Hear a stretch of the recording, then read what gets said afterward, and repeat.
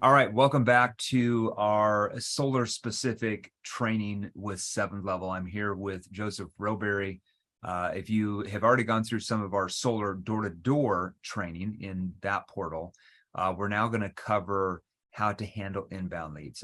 Typically, a lot of our clients, both companies and or salespeople, we find about half of them do door-to-door and about half of them do it virtually, meaning they get some type of lead that they'll call, have a 5-10 minute conversation to qualify them, and then book them into an appointment where it's an inbound lead where they're on the calendar at a specific time, like stuff, an appointment, and then they're showing up on Zoom to make the sale. All right. So Joseph Roberry, if you haven't met him, you'll hear about him in the door-to-door section. So this guy makes 7 figures a year in commissions as a door-to-door sales person, but also does some virtual stuff as well. We have a ton of clients that do virtually. And so we wanted to have a client on here that could actually kind of go through some of the differences in from connection questions all the way to commitment questions. You ready to get going, Roberry? Let's do it, Coach. All right, so let's get started. I'm going to pull up the screen here. If there's we pull up the script and we're like, I don't really like that question, we'll just change it on here. Just kind of roll with it. Now let me preference this. If you only do inbound solar, okay, obviously go through this material, but go through the door-to-door portal that we made as well, because there's going to be certain things that we covered in door-to-door that you can use for virtual as well, that we're just not going to have time to put in the virtual part. So there's going to be certain objections that you're going to get both on the doors or on Zoom, and just take those. So make sure you go through the door-to-door portal as well. Besides the initial door approach, everything is pretty much similar. I mean, there's probably about a 10% difference, would you say, or what would you say, Roberry? Yeah. Okay. All right. So let me go ahead and share the script here. Man of many words, Mr. Roberry here today. He's in our offices here in Scottsdale. We threw him in another office. We actually put him over in the podcast room here. So let me go ahead and share my screen and we'll get started. Okay, we're recording here. All right, so this is just an example of an inbound sales structure that we took from several of our clients.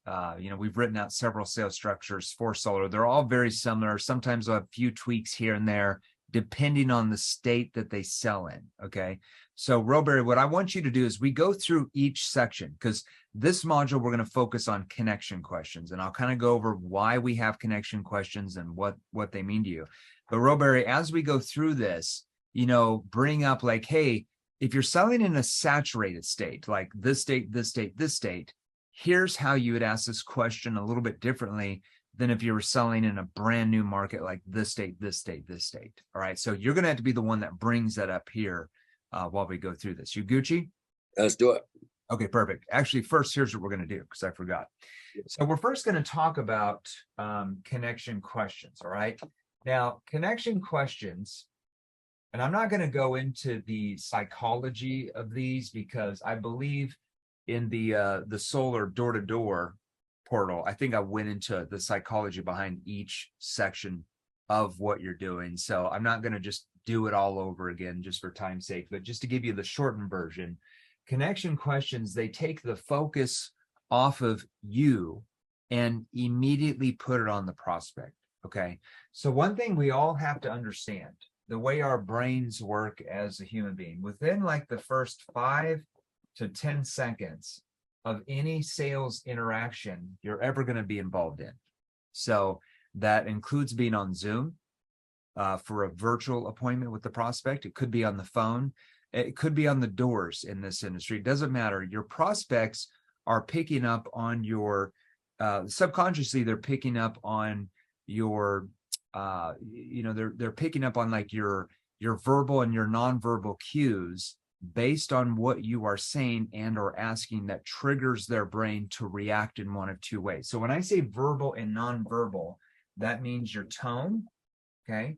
So your tonality. It also means your body language. All right. So if you're on Zoom, okay, obviously on the door, they can see you, but on Zoom, they can see you as well.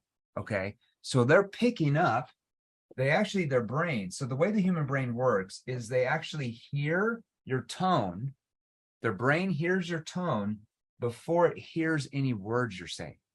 Okay. Now, doesn't mean they don't hear the words. They're just not interpreting your words. They hear your tone first.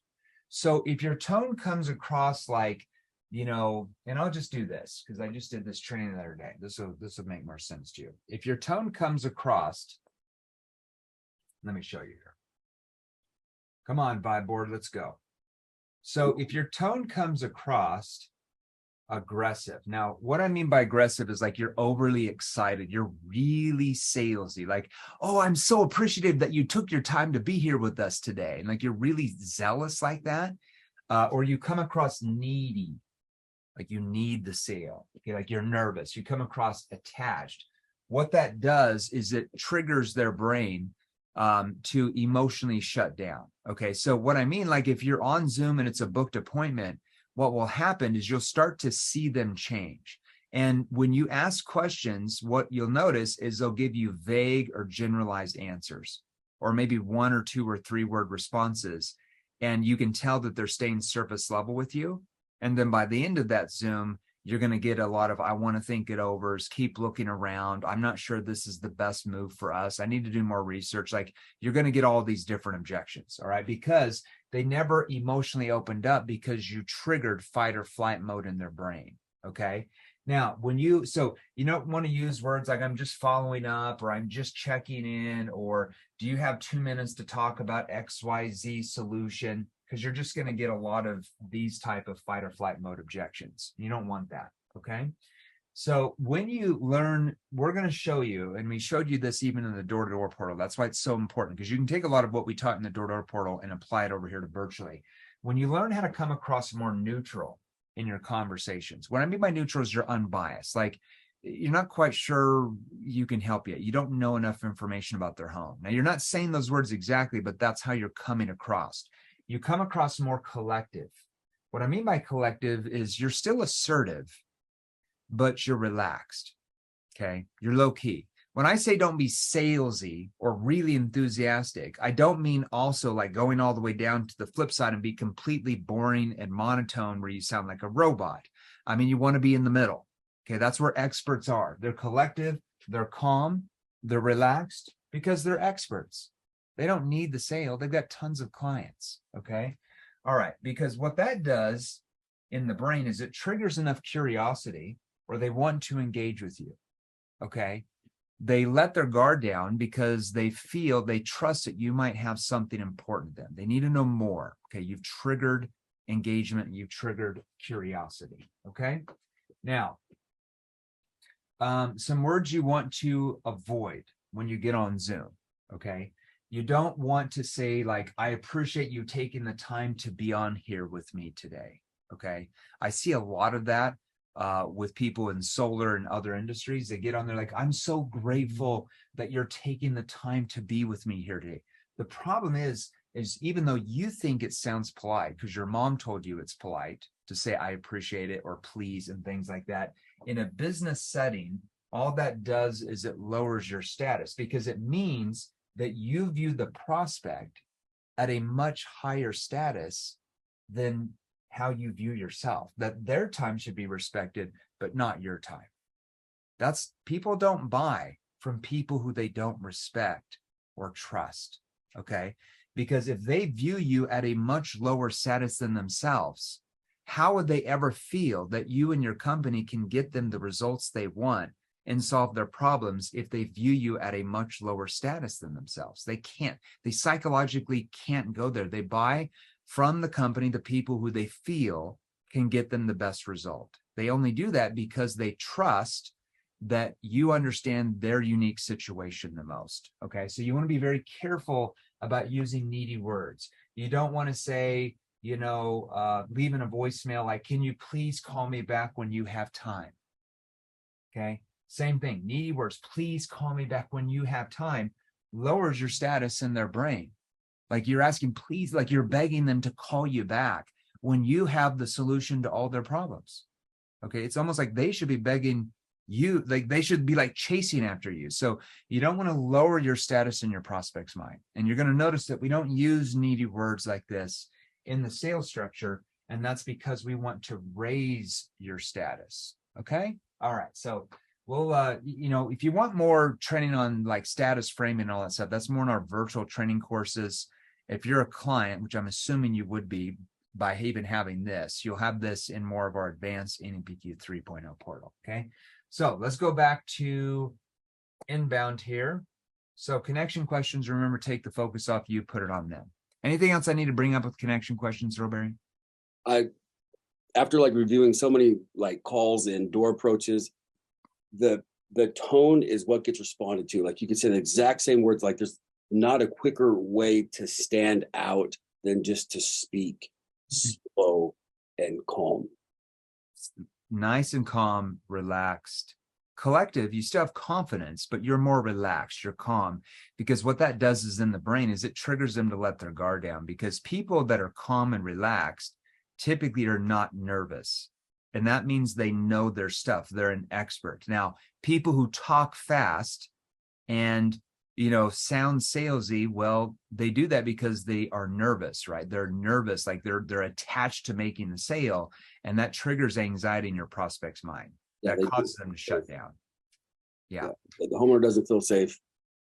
Yeah. That property owner doesn't, you don't want them to view you as a threat. And that's that's a whole, is a threat. Yeah. Salespeople are a threat in our society, because that's the way your prospects have been conditioned to believe, that as soon as they feel someone is trying to sell them, they emotionally shut down and they try to protect themselves from that threat. You want to come across where at the end of that, conversation on an inbound lead, the prospect doesn't even feel like they were on a sales call. See, when your prospects start to not even feel they're being sold to, that's when you've really mastered the art and science of selling. When your prospects feel that you're selling to them, you're just going to trigger a lot of sales resistance. You're going to cause a lot of objections, and you're going to burn out very quickly, right? Okay. Even if you make 10 or 15 grand a month, you'll just keep burning out, where you just get tired of it. You won't like it. You'll be playing the numbers game. We want you to play the skills game. Selling is skills. It's all about selling is a skills game, not a numbers game. You got to start thinking it's a skills game. The more you improve your skills, what you're saying, what you're asking in your tone, it becomes less of a numbers game every day, right, Roberry? I always give this analogy. I always hear sales trainers like, "Oh, selling is a numbers game," but that's like Steph Curry, in the NBA, who shoots like 47% from the 3-point line, saying, yeah, basketball is just a numbers game. Yeah, just throw it up many times as you can during the game, and you'll get some yeses. You'll hit some shots, might 5 or 10%, just a numbers game. Well, Steph Curry had thought that shooting the ball in basketball was a numbers game. Guess what? He'd never been able to make his varsity basketball team in high school, let alone college or NBA. Now, Steph knew that basketball was a skills game. So the more he got better at his technique, his shooting technique, and how he jumped and how he dribbled and how he got open, the more shots he hit. So it wasn't really a numbers game to him. It was a skills game of how good he could get on each shot. See the difference? All right. So everybody, I want you to think of selling in the same way. It's a skills game, not a numbers game. Because if you feel like it's a numbers game, you're never going to do anything to increase your sales ability, right? Because Roberry, back in the day, we'll tell this little story and then we'll get in here. Back in the day when you first came here 4 years ago, whatever, you were making 15 grand a month, but you were working like what, 12 hours a day to do that? More, but yeah. Oh, geez, that's bad. Yeah. And like it is a numbers game. It's work harder was like always the solution. It was like work harder, stay motivated, but like the actual words to say, like nobody knew the words to say. So you would just knock tons of doors to get that one or two. Some will, some won't. So what? Next door. Yeah. When you take that attitude, you're just going to have to work twice as long, because you're not focused on the quality of each conversation. You're just focused on numbers, and you don't pay attention to your tonality and how you come across and what questions you're asking. Are they effective or not? But when you start viewing sales as a skills game, every door you knock or every lead that you have, you start focusing on, what am I saying? What am I asking? How am I asking? How do I use my tone here? Is it a curious tone? more of a concern tone or challenging tone. And instead of, when you were on the doors, getting 1 out of, 50 door people you talk to buy, now you can go out and talk to 3 people and get 1 to buy, or probably 2 for you, but you know what I mean? It's just different. You work a lot less, right? No, it's so true. I remember the feeling on the doors. I literally got complimented once. She's like, "This is awesome." Like, yeah, like it's crazy. They were initiating the next step. It's instant. So yeah, Makes selling a lot easier, Okay, perfect. All right, I digress here. Let's start. they got to try it before they believe it. Let's go it over this. Start going over this script, baby. Here we go.